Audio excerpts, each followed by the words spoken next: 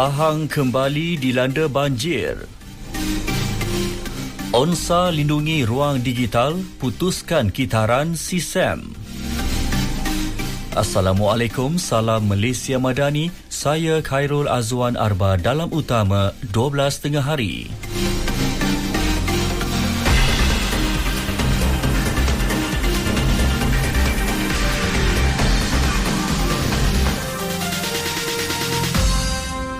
Pahang kembali dilanda banjir, kali ini melibatkan daerah Raub dengan jumlah penduduk terjejas ramai 74 orang daripada 15 keluarga. Kesemua mereka ditempatkan di Pusat Pemindahan Sementara PPS Sekolah Kebangsaan Ulu Atok. Kejadian banjir berkenaan berlaku akibat limpahan Sungai Ulu Atok berikutan hujan lebat berterusan di kawasan berkenaan sejak semalam. Di Sarawak, jumlah penduduk terjejas banjir di Kuching, Samarahan dan Lawas meningkat kepada 1,043 orang daripada 324 keluarga. Jawatankuasa Pengurusan Bencana Negeri JPBN Sarawak dalam kenyataan memaklumkan kesemua mereka ditempatkan di 10 PPS.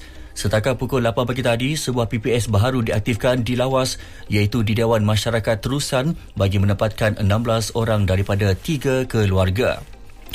Manakala di Kuching, jumlah penduduk terjejas masih kekal dengan 1,095 orang di 7 PPS. Samarahan juga kekal dengan 25 penduduk daripada 8 keluarga ditempatkan di PPS Dewan Suara Kota Samarahan. Jumlah penduduk terjejas akibat kejadian tanah runtuh di Kampung Lusut Jaya Miri kekal 4 orang daripada sebuah keluarga yang ditempatkan di PPS Dewan Bulan Sabit Merah. Sementara itu, di Johor, jumlah penduduk terjejas di Segamat berkurang sedikit kepada 134 orang daripada 36 keluarga yang berbanding 136 orang semalam. Pengurusi JPBN, Datuk Asman Shah Abdul Rahman berkata, mereka ditempatkan di 5 PPS.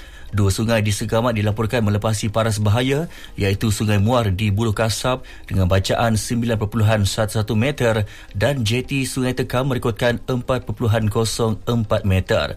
Bila turut memaklumkan 2 jalan ditutup sepenuhnya iaitu Jalan Felda Tenggaruh 3 di Mersing susulan cerun runtuh dan Jambatan Kesang Sungai Rambai ditangkap yang rosak akibat banjir.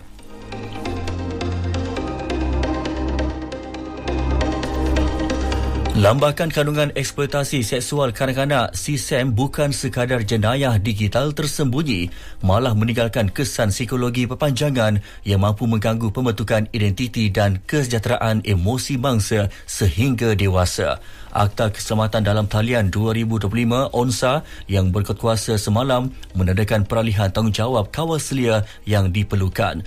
Menurut pensyarah kanan Jabatan Pembangunan Manusia dan Pengajian Keluarga Universiti Putra Malaysia, Dr. Nelly Ismail, ONSA memastikan pencegahan eksploitasi tidak lagi dipikul oleh mangsa atau ibu bapa semata-mata. Sebaliknya dipertanggungjawabkan kepada penyedia platform digital.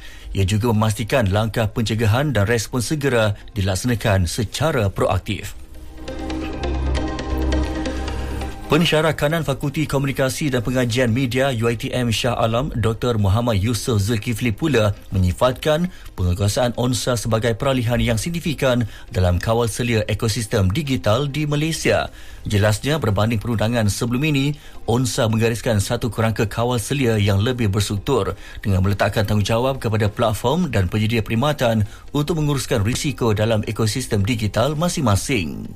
Kemudaratan sering berpunca daripada reka bentuk sistem, algoritma dan cara kandungan diedarkan bukan semata-mata niat pengguna. So, dengan meletakkan kewajipan pencegahan khususnya bagi melindungi kanak-kanak dan keluarga, akta ini lebih terarah ataupun pemangkin untuk menangani masalah dari peringkat hulu bukan hanya di peringkat hukuman. Dr. Muhammad Yusof Zulkifli. Ringgit lebih mengukuh berbanding dolar Amerika Syarikat pada hari pertama urus niaga 2026 hari ini ketika mata wang negara maju itu susut nilai diasak. Jangkaan Rizal Persekutuan Amerika akan terus melakukan penurunan kadar faedah dalam tahun ini. Pada pukul 8 pagi tadi, ringgit meningkat kepada 4.0540 berbanding dolar Amerika daripada paras 4.0580 pada Rabu lepas. Pasaran ditutup semalam bersempena cuti umum sebelum Tahun Baharu. Laporan menyatakan pihak Rizab Persekutuan Amerika Syarikat dijangka terus melaksanakan penurunan seterusnya bagi kadar faedah utama tahun ini.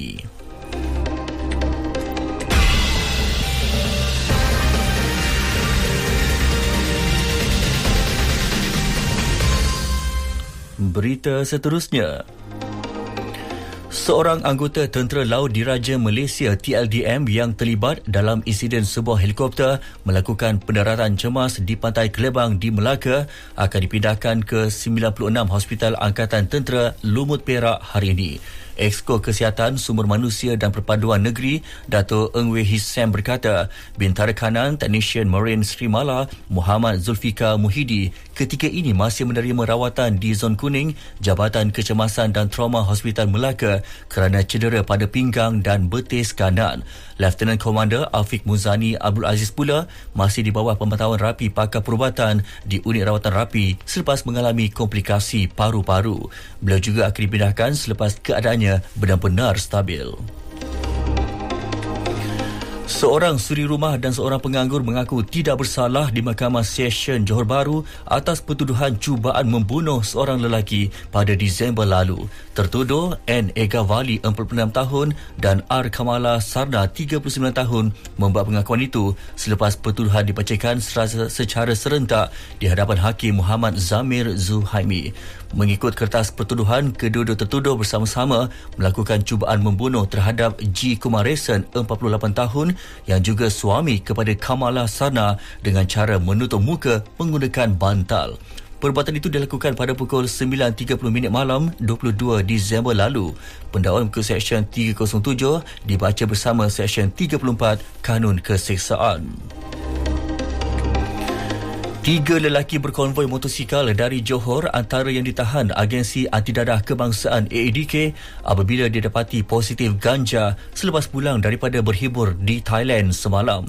Pengarah AADK Kedah Khairul Anwar Ahmad berkata mereka yang berusia 23 tahun itu ditahan dalam operasi sempena Tahun Baharu 2026 kira-kira pukul 3 petang ketika melalui pemeriksaan di Kompleks Imigresen, Custom Kuarantin dan Keselamatan di Bukit Kayu Hitam. Menurut beliau, mereka berkonvoi ke Koh Samui, Thailand pada 28 Disember dan terpaksa bergegas pulang apabila bapa seorang daripadanya meninggal dunia. 35 program dilaksana Pusat Kecemerlangan Pendidikan Faizuddin FCOEE dengan kerjasama pelbagai agensi dalam dan luar negara sepanjang tahun 2025. Program itu memberi impak besar kepada golongan astaf khususnya dalam perkembangan pendidikan, teknologi terkini dan kecemerlangan akademik. Ia disertai lebih 5,000 peserta dalam kalangan pelajar sekolah rendah dan menengah, pelajar IPTA, pensyarah dan guru serta penceramah pusat pengajian tinggi dan penceramah jemputan antarabangsa. Menurut pengurusinya, Profesor Emeritus Dato' Dr. Kamaruddin Husin, setiap program itu selari dengan peranan FCOEE dalam membantu memperkasakan mutu pendidikan negara. Antaranya, memperkasakan pengetahuan dan kemahiran dalam bidang kecerdasan buatan AI dan robotik. Luar negara, Presiden Ecuador Daniel Noboa mengisytiharkan darurat selama 60 hari di 9 wilayah dan 3 perbandaran susulan peningkatan keganasan jenayah yang mencetuskan kekacauan. Ia berkuasa di wilayah Guayas, Manabi, Santa Elena, Los Rios, El Oro dan Esmeraldas di kawasan pesisir pantai, di wilayah-wilayah utara Pinchicha dan Santo Domingo serta di wilayah Sucumbios di kawasan Amazon.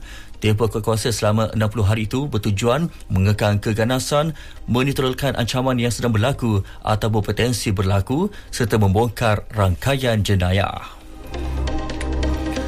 Amaran gelombang sejuk dikeluarkan di Korea Selatan. Ia susulan penurunan mendadak suhu selepas kemasukan udara sejuk dari arah barat laut. Menurut pentadbiran meteorologi Korea, amaran itu meliputi kawasan sekitar Seoul, wilayah Gangwon di timur, wilayah Chungcheong utara serta beberapa kawasan lain dengan suhu pagi mencecah sekitar negatif 10 darjah Celsius. Kawasan pesisir barat termasuk wilayah Chungcheong Selatan dan Jeolla Utara dijangka menerima hujan atau salji.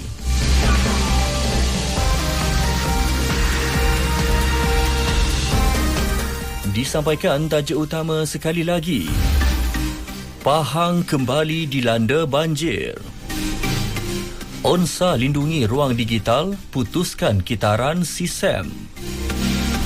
Sekian berita yang disunting oleh Syariniza Abu Bakar dari Pusat Berita RTM. Assalamualaikum, salam Malaysia Madani.